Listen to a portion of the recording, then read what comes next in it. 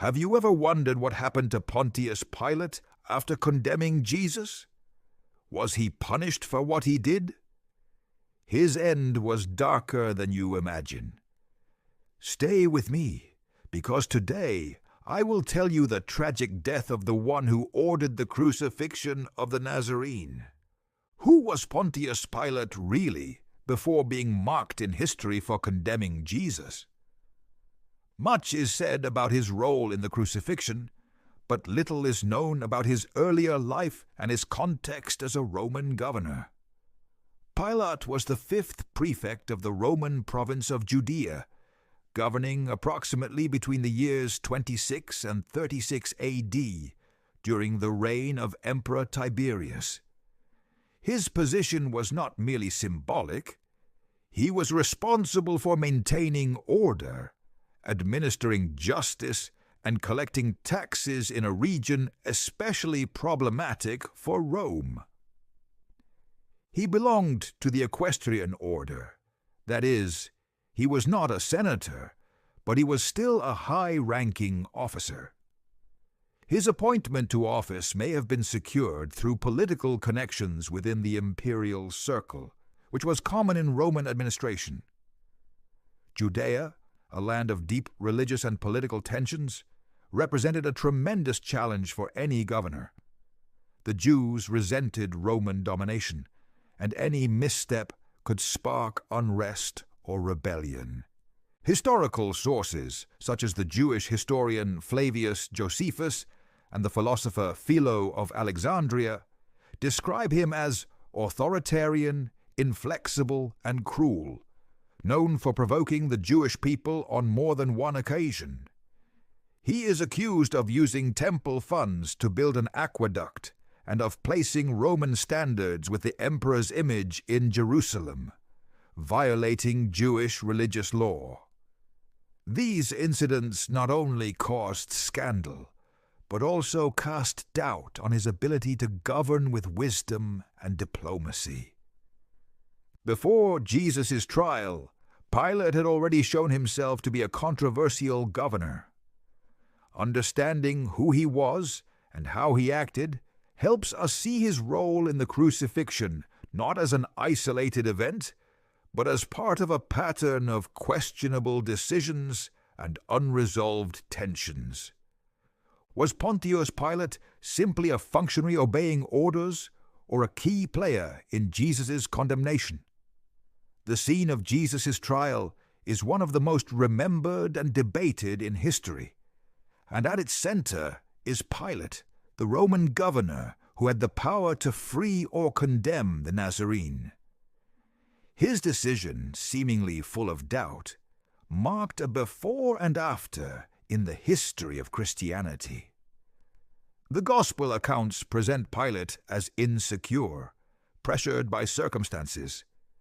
Jesus had been arrested by the Jewish authorities, who accused him of blasphemy and of proclaiming himself King of the Jews, a threat both religious and political. But the religious leaders could not execute anyone without Roman approval, so they brought Jesus to Pilate, expecting him to take responsibility for the punishment.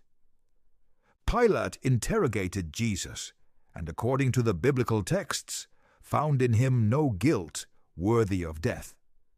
Several times he tried to release him, even appealing to a Passover custom that allowed the release of one prisoner.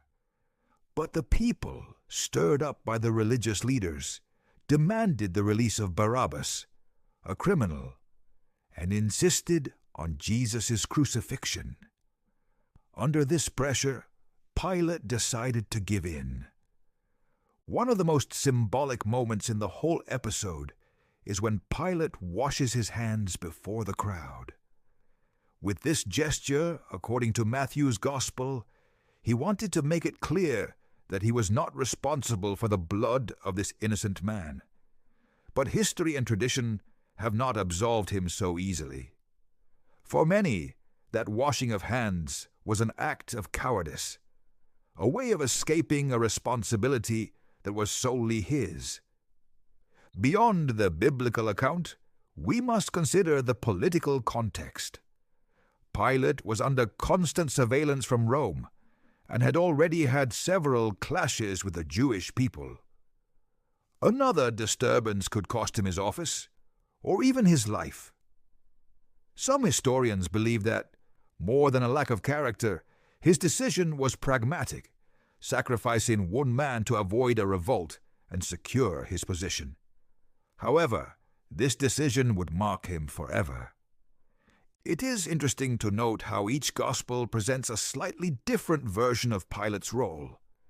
In John, for example, he appears even more hesitant, almost convinced of Jesus' innocence. In Luke, his wife even sends him a message warning him to have nothing to do with that righteous man, because she had suffered greatly in dreams because of him. These details have led some to believe that Pilate felt remorse from the beginning, but that social and political pressure was stronger than his conscience. The trial of Jesus, then, was not simply a legal proceeding. It was a battle between power, fear, politics, and truth. Pilate, trapped between justice and convenience, chose the latter. His decision changed history, but it also sealed his own destiny. The figure of Pontius Pilate, judging the one who would be considered the Messiah, thus becomes a symbol of the eternal struggle between what is right and what is expedient, between truth and the pressure of the world. What happened to Pontius Pilate right after delivering Jesus to be crucified? Although most accounts focus on what happened to Jesus after the sentence, it is equally important to understand the immediate consequences faced by the Roman governor after that decisive act. Pilate did not emerge politically or morally unscathed from that episode. After authorizing the crucifixion, Pilate returned to his duties as prefect of Judea, but tension in the region only grew.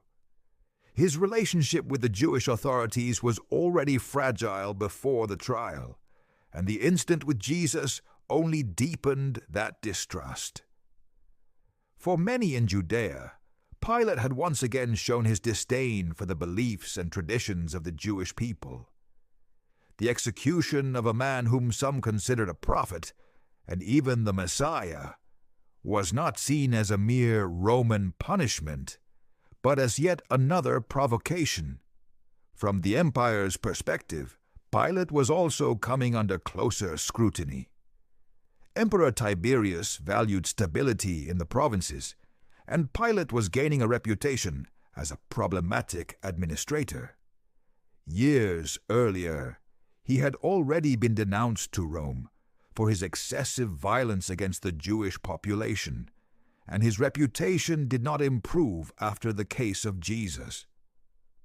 Furthermore, it is believed that the early Christian movement began to expand shortly after the crucifixion, which probably contributed to Pilate's discredit among certain groups. Although at first the followers of Jesus were seen as a small sect within Judaism, their message spread quickly, and Pilate's name became inseparably linked with the death of the man now venerated by thousands.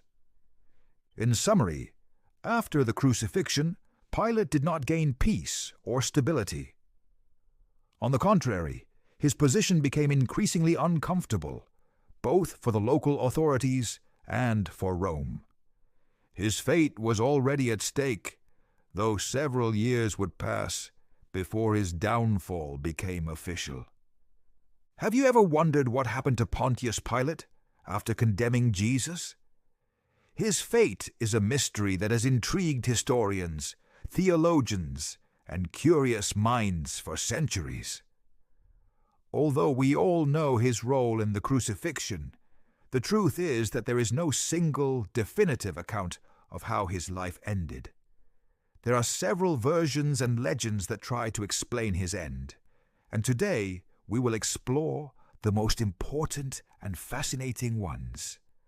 The most widely accepted story among ancient historians comes from Eusebius of Caesarea, one of the first Christian historians of the 4th century. According to him, Pilate was dismissed from his position as prefect of Judea around AD 36 for poor governance. In particular, he had violently repressed a Samaritan protest, which caused great discontent and led Samaritan leaders to complain to the governor of Syria. The issue reached Rome, and Emperor Tiberius ordered Pilate to return to defend himself. However, when Pilate arrived in Rome, Tiberius had already died, and the new emperor Caligula showed no interest in defending him. It is said that Pilate, politically abandoned and facing an uncertain future, committed suicide. Another widely spread version holds that Pilate was exiled to a remote region after his dismissal, and that there, tormented by guilt and rejection, he eventually took his own life. This idea of suicide appears in several early Christian traditions and reinforces the image of a man trapped in his own remorse and despair. The notion that Pilate killed himself is associated with the idea of divine punishment, an inevitable payment for condemning an innocent man. On the other hand, there are accounts that suggest Pilate was executed by order of Emperor Caligula. It is believed that Caligula, known for his unpredictable and cruel character, wanted to eliminate officials who had created problems in the provinces, and Pilate was one of them. This version is less common, but it does appear in some ancient texts and reflects the political instability of the Roman Empire at that time. Before continuing, don't forget to subscribe so you won't miss more content like this. That way, you'll always be up to date with our upcoming videos. Now, let's continue. In addition to these historical accounts, many legends and popular traditions have arisen over the centuries. In some medieval stories, for example, it is said that Pilate's body was thrown into the river Tiber, but that it caused storms and disasters wherever it was deposited. For this reason, his corpse was moved several times, with no place willing to keep it. Finally, according to these legends, his spirit was trapped in some remote place, condemned to suffer eternally for his guilt. Another surprising tradition appears in some Eastern churches, such as the Coptic and Ethiopian churches, which not only venerate Pilate, but also consider him a saint. According to these beliefs, Pilate sincerely repented of condemning Jesus and converted to Christianity. His wife, Claudia Procula, is also venerated as a saint in these traditions. It is said that Pilate spent his last years as a faithful Christian and suffered persecution for his new faith. This view is very different from the one that predominates in the West, where Pilate is remembered mainly as a symbol of cowardice and betrayal. This variety of versions reflects not only the lack of clear records about Pilate's life after the crucifixion, but also how different cultures and traditions have interpreted his figure over time. For some, Pilate is a villain punished by history and divine justice. For others, he is a tragic figure who, despite his errors, had the opportunity to find redemption. What is clear is that regardless of how he died, Pilate never managed to escape the shadow of his most famous decision. His name remained forever associated with the crucifixion of Jesus, an event that changed the course of history. That is why his fate has awakened so much curiosity and so many stories. In summary, the main versions of the death of Pontius Pilate are that he committed suicide after being dismissed and exiled, that he was executed by order of Emperor Caligula, that his body was cursed and condemned to wander in legends, or that he repented and converted to Christianity, even being venerated as a saint in some churches. Each of these versions reveals different perspectives on guilt, justice, and redemption. So the next time you hear Pilate's name, remember that behind that symbolic act of washing his hands lies a much more complex story, full of mystery, politics, religion, and humanity. And although we may never know for certain what happened to him, his figure remains a powerful reminder of the consequences of our decisions, especially when it comes to justice and responsibility. Is it possible that Pontius Pilate was regarded as a saint by some Christians? Although in Western tradition his figure is usually associated with cowardice and injustice, the vision of Pilate in Christian tradition is much more complex than is commonly thought. His role in the Passion of Christ has been interpreted in different ways over the centuries, and in some Eastern churches, surprisingly, he has even been given a place of honor. In the Gospels, Pilate appears as an ambivalent character. On the one hand, he represents Roman power that condemns Jesus. On the other, he shows hesitation, tries to release him, and declares that he finds no guilt in him. Many interpret this portrayal as a sign that Pilate did not act out of malice, but under external pressure and fear of a revolt.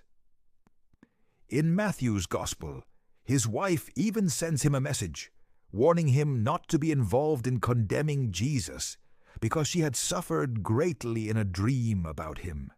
This woman, known as Claudia Procula, is considered a saint in some traditions, and her role has been fundamental in softening Pilate's image in certain parts of Christianity. In the Ethiopian Orthodox Church and in the Coptic Church of Egypt, both Pilate and his wife have been venerated as saints, under the belief that he sincerely repented and recognized the divinity of Jesus. According to some legends, Pilate converted to Christianity after the events of the Crucifixion, leading to a complete spiritual transformation. This view, though minority, has influenced the way his figure has been represented in different religious contexts. Thus, the image of Pilate in Christian tradition is not uniform. For some, he is the symbol of indifference to truth. For others, a man trapped in an impossible situation who eventually found the path to repentance. Was Pontius Pilate a historical villain, or simply a politician caught between forces beyond his control? Today, historians and theologians continue debating the true nature of Pilate and his role in Jesus' crucifixion. Beyond the biblical accounts and later legends, modern analysis seeks to understand the man behind the myth, considering both the political context and the available sources. From a historical perspective, Pilate was a Roman official whose main responsibility was to maintain order in a complicated and volatile province like Judea. Extra-biblical sources that mention him, such as Josephus and Philo, consistently portray him as an authoritarian, even brutal governor, with little sensitivity to Jewish religious customs. His record included several episodes that caused outrage, such as placing standards with imperial images in Jerusalem and using temple funds for public works, which sparked massive protests. This suggests that Pilate was not exactly a compassionate or impartial man, but rather another representative of Roman power, willing to impose his authority at any cost. However, the Gospels depict him as someone hesitant to condemn Jesus, even trying to release the prisoner.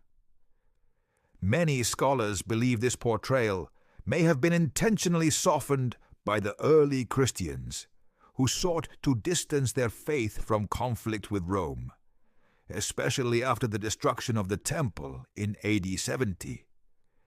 In that context, presenting Pilate as reluctant to crucify Jesus helped shift the blame toward the Jewish religious authorities rather than the Roman Empire. The modern debate revolves around whether Pilate was a tragic figure, facing political pressures that forced him to act against his will, or simply another Roman bureaucrat who did not hesitate to sacrifice an innocent man to maintain control. The truth is that as the representative of imperial power, he had the final say, and his decision, whether out of convenience or indifference, sealed Jesus' fate. Ultimately, the figure of Pilate represents a moral dilemma that transcends his time. How do men of power act when confronted with truth, justice, and the pressure of the system? For many, Pilate embodies that eternal tension between what should be done and what is convenient to do. Can a single moment define a person's legacy forever? In the case of Pontius Pilate, the decision to condemn Jesus made him an eternal figure of moral dilemma. He had the power to release a man he himself considered innocent, but chose to protect his office, his stability, and his position before the empire. Pilate was not simply an executioner, but a reflection of humanity that often chooses silence over injustice, comfort over truth. His story confronts us with our own daily decisions. How many times have we preferred to wash our hands instead of acting with courage? Beyond historical or theological judgment, Pilate leaves us with a clear warning. Neutrality in the face of suffering is also a form of condemnation. And in that uncomfortable mirror, we can all see ourselves reflected at some point. Now that you know the tragic story of Pontius Pilate and how his decision marked history forever, what do you think about his role and his fate? Leave me your comment below. I would love to read your thoughts. If you enjoyed this video, don't forget to like it and subscribe so you won't miss more passionate content like this. Turn on the notification bell to stay updated. Thank you for joining me on this journey through history. See you in the next video.